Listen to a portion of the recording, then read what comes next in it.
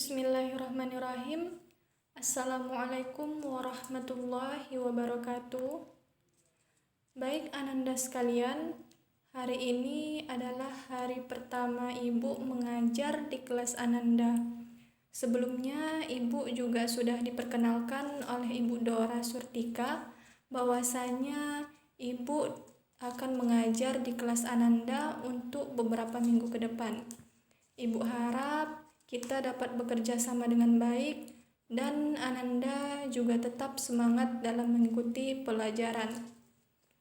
Baik Ananda, pada pagi hari ini kita akan membahas materi dengan judul inflasi. Nah, mungkin ada dari Ananda sekalian yang sudah tahu apa itu inflasi dan mungkin ada juga yang masih ngambang. Apa ya inflasi? Jadi di sini kita akan bahas apa yang dimaksud dengan inflasi dan apa saja jenis-jenis inflasi, bagaimana cara mengatasi inflasi, dan juga di pertemuan selanjutnya kita juga akan menghitung laju inflasi. Nah, jadi Ananda, inflasi ini merupakan suatu keadaan di mana harga barang-barang secara keseluruhan ini mengalami kenaikan yang terjadi terus-menerus. Nah, apa yang menyebabkan timbulnya inflasi? Ananda dapat lihat di slide bahwasanya sebab-sebab timbulnya inflasi di sini ada dua. Yang pertama yaitu meningkatnya permintaan. Nah, jadi apabila permintaan masyarakat terhadap suatu barang terlalu tinggi dibandingkan dengan penawaran barang tersebut atau barang yang diproduksi, maka harga barang tersebut akan naik. Kenapa begitu, Bu? Mungkin ada yang bertanya seperti itu. Nah, Ibu akan contohkan. Jadi begini. Akhir-akhir ini bisa Ananda lihat bahwa banyak sekali masyarakat atau mungkin Ananda sendiri yang hobi bersepeda. Nah, jadi mendadak ramai nih sekarang yang tiba-tiba hobi bersepeda, dan otomatis bagi masyarakat yang belum memiliki sepeda, maka berbondong-bondong akan membeli sepeda. Nah, jadi permintaan sepeda yang terlalu banyak ini namun tidak dibarengi dengan penawaran yang juga meningkat, maka ini akan menyebabkan adanya kenaikan harga dari sepeda tersebut karena permintaan melebihi dari penawaran. Nah, namun Ananda juga harus ingat bahwasanya kejadian seperti ini atau keadaan seperti ini tidak bisa langsung kita sebut inflasi, karena kata kunci dari inflasi tadi yaitu kenaikan harga-harga barang secara menyeluruh, bukan khusus atau hanya barang-barang tertentu, bukan seperti itu. Jadi menyeluruh sehingga menyebabkan adanya ketidakstabilan yang terjadi secara terus-menerus. Nah, itu yang harus Ananda ingat. Nah, sebab yang kedua yaitu meningkatnya biaya produksi.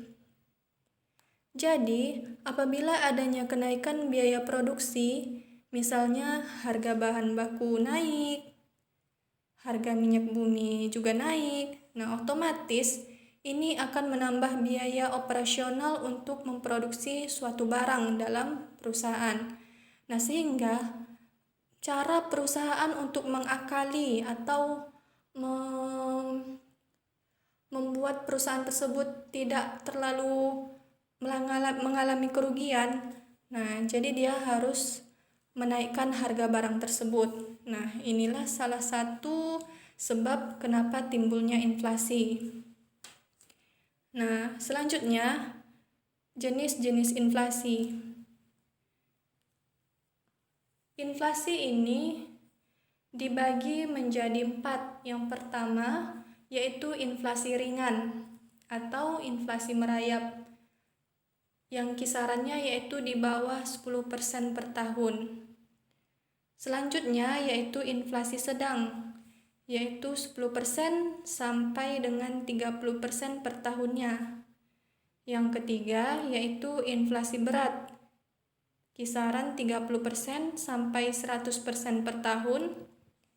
Dan yang terakhir yaitu hyperinflation atau inflasi yang sangat berat. Ini di atas 100% per tahun. Nah, Ananda juga bisa mengamati grafik dan tabel yang ada di samping itu. Ananda bisa lihat, bisa diamati dengan baik.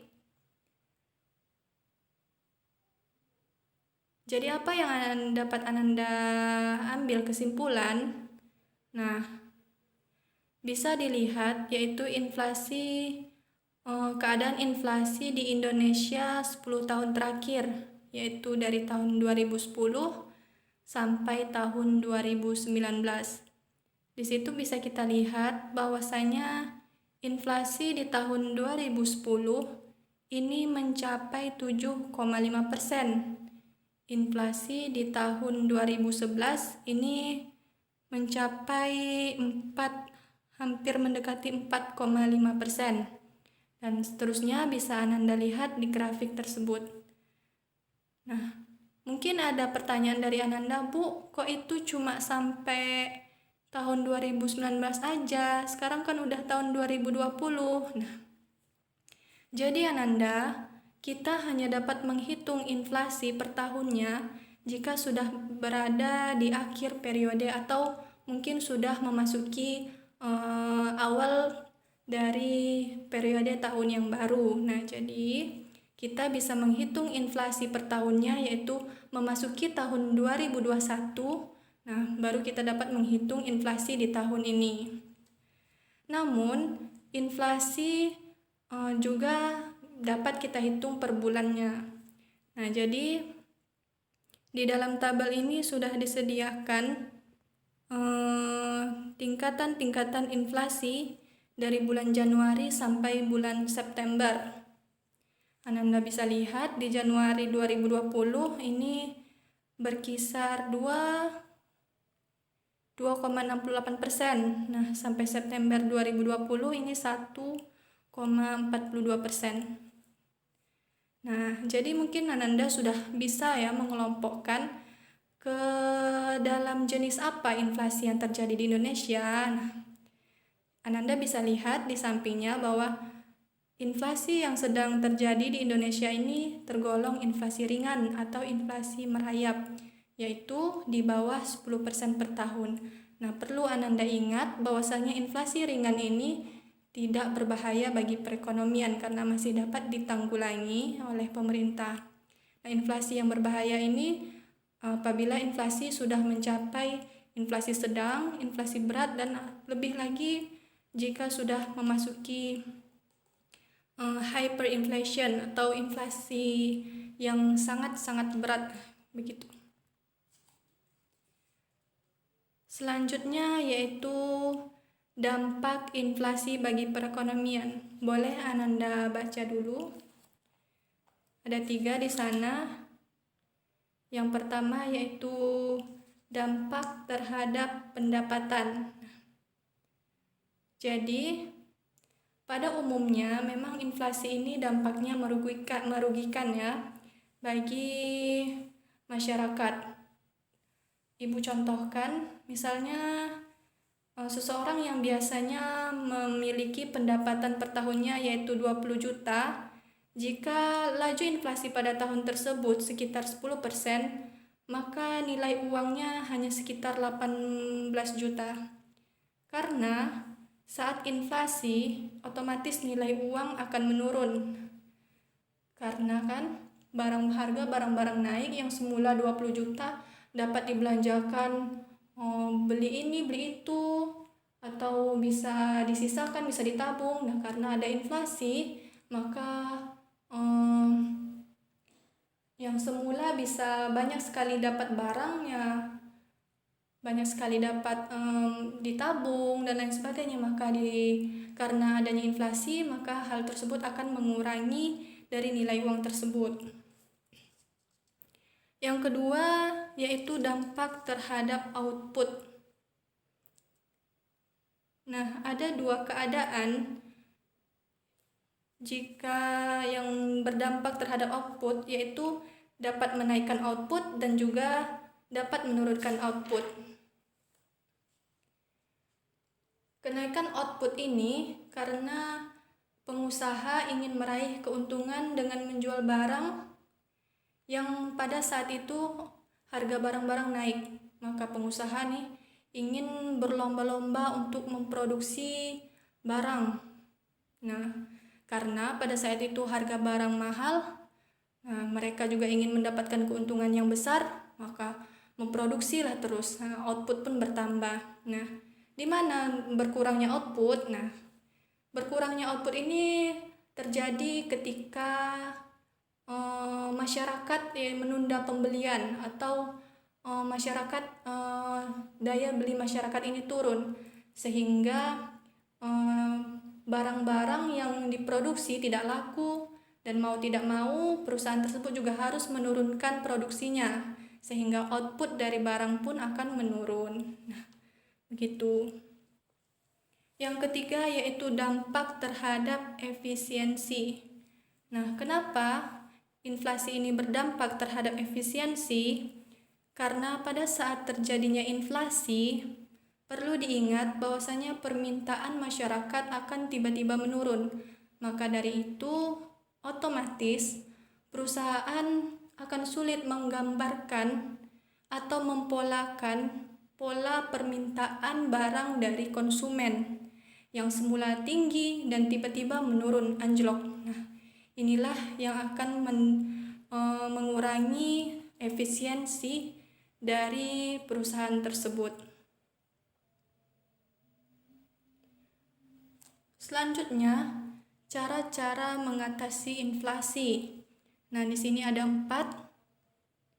Yang pertama yaitu kebijakan moneter ketat.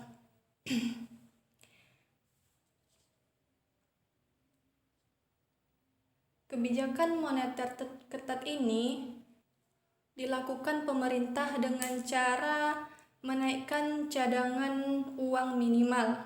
Maka dengan cara ini akan menurunkan jumlah uang yang beredar di masyarakat. Yang kedua yaitu kebijakan fiskal ketat. Nah, kebijakan ini terkait kepada pajak. Jadi, pemerintah biasanya akan menaikkan pajak untuk mengurangi minat masyarakat dalam membeli suatu barang, karena pajak ini pajak mahal.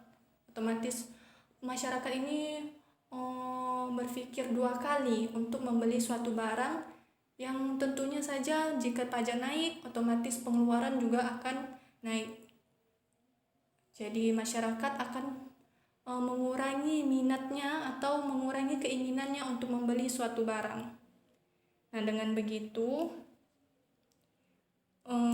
kenaikan harga barang dan jasa juga dapat ditekan dari sana. Nah, yang ketiga yaitu kebijakan penentuan harga dan indexing. Nah, ini terkait mengatur harga dan upah. Nah, biasanya pemerintah ini akan menetapkan harga tertinggi atau selling price gitu dalam suatu barang. Contohnya nih, harga cabai tidak boleh melebihi dari sekian-sekian. Nah, ini merupakan suatu kebijakan dari pemerintah untuk mengatur tingkat inflasi dalam suatu daerah atau suatu negara. Nah, meskipun terjadi inflasi, maka pemerintah juga akan cepat tanggap dengan menaikkan juga upah dari para pekerja, sehingga inflasi ini akan dapat ditanggulangi dengan cepat. Nah, yang keempat yaitu kebijakan yang terkait dengan output. Ini terkait dengan output ya. Seandainya harga di dalam negeri ini melonjak naik, maka pemerintah melakukan salah satu cara, yaitu pemerintah akan menurunkan biaya masuk, sehingga barang-barang impor akan lebih banyak masuk. Nah, apabila barang-barang impor banyak masuk, maka akan menyaingi harga barang dari barang dalam negeri sendiri. Maka di sini akan terjadilah penurunan harga karena barang-barang banyak, akhirnya harga pun jadi turun. Nah, dan pada akhirnya inflasi pun dapat teratasi. Nah, selanjutnya setelah inflasi kita juga akan membahas tentang deflasi. Nah, mungkin ada yang nanya, apa lagi tuh Bu, kok deflasi? Tadi inflasi. Nah, jadi deflasi ini merupakan kebalikan dari inflasi tadi. Kalau inflasi yaitu keadaan di mana harga barang-barang naik secara menyeluruh dan terjadi terus-menerus. Nah, kalau deflasi ini yaitu harga barang-barang turun secara menyeluruh dan terus-menerus. Bu, kalau harga turun kan bagus dong. Kan murah jadinya beli apa-apa. Begitu mungkin ya dalam pikiran Ananda sekalian. Nah, jadi deflasi ini juga tidak baik untuk negara. Karena apa? Jika deflasi, otomatis harga barang-barang akan turun. Nah, karena harga barang turun, pengusaha juga tidak berminat untuk memproduksi barang karena harganya rendah.